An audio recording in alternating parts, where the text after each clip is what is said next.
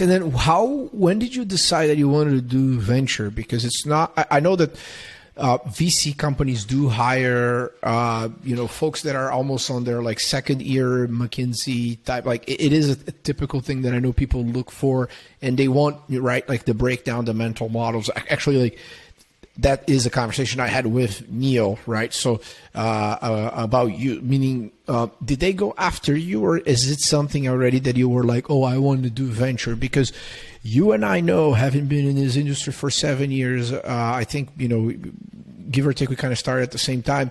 Every 15 days, some bozo gets in touch with you saying, oh, I want to break into venture. Can I pick your brain, right? Like that always kind of happens, and people have this very incorrect vision of what the work is, or even what is necessary to succeed in the business. So what were you thinking back then?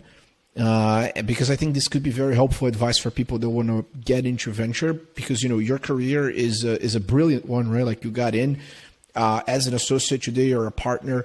So it's like this very clear progress and evolution that's rare to see at the same firm, right? Like you see people sometimes like they're jumping around to get title bumps and so forth. And no, you've been able to like just build a very focused career, which is so impressive.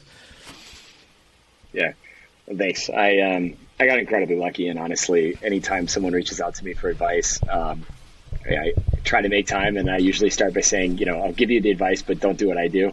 Do what I say, but not what I did, because I got lucky. I mean, it was a very serendipitous set of events that led to me joining Costanoa. So, I wrapped up my 2 years. In wrap it up, I was, hitting the 2-year mark at McKinsey and kind of knowing I was ready to try something new. And I started looking to try to find startup jobs and applying to startups. And as in Chicago, I didn't have a technical background as a consultant. And so the roles that you get funneled into are like Google Biz Ops. And at the time, Uber was hiring really aggressively, and, bigger companies and kind of businessy roles, not really, the startup grind of building product and selling product. And so, and probably in Chicago, the pay for that compared to what you would make at McKinsey, it would suck. And maybe lifestyle also, because I know you and your values, so I know it's not just about the money and the salary, but it's also kind of like the lifestyle of a consultant. There are cool perks to it, specifically if you're young and single. So then, but if you're doing biz ops at a local Uber office, or if you're helping the AdSense team sell more, it's like that is there. As a matter of fact, I think that these are the people that fucked San Francisco up. We can have a whole nother conversation about that, because the fall down of the city started with the people throwing rocks at the Google bus. But that's a whole nother anyway. Just meaning it's an intellectually boring job.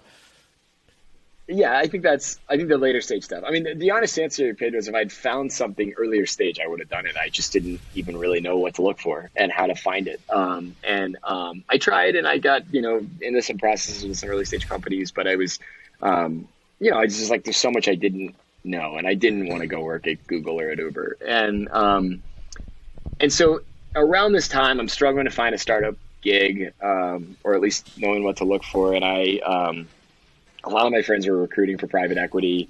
And this is where, this is where I got just stupid lucky. I ended up talking to this headhunter who was doing private equity recruiting. And I just thought, okay, maybe I just understand what this is about. And, insecure overachiever in me, like a lot of people leave McKinsey and go do private equity, and maybe I can do tech private equity. And so I got into a process with, like the big tech PE players. So like, Silver Lake and Vector, and got, all the way to the end of the process with them. And then I just had the moment of like, what am I doing? I don't actually want to do this at all. And I went back to the headhunter I was working with and said, hey, I'm sorry, you're going to kill me, but like my heart isn't in this, and I really don't want to do this. But if you've got any like startups you're recruiting for, I'd love to do startups. And she was surprisingly very cool about it and said, look, I don't recruit for startups, but there's this venture capital firm that's starting up called Costanoa. And if you're interested in startups and, you did well in your private equity interviews, so I'm guessing you'll do well in these, like, do you want to talk to Costanoa? And so I took that offer really not even understanding what I was signing up for. I knew a little bit about what venture capital was, but I wasn't. And I feel guilty saying this because there's so many people that I think have genuine passion for venture and want to get into venture really bad. And I think that's probably grown a lot over the last 5.5 years. But at the time I was like, yeah, that could be interesting. Sure. Like I'll talk to him. And so I got connected to the founder of our firm, Greg Sands, and ended up getting breakfast with him in San Francisco, or Palo Alto actually.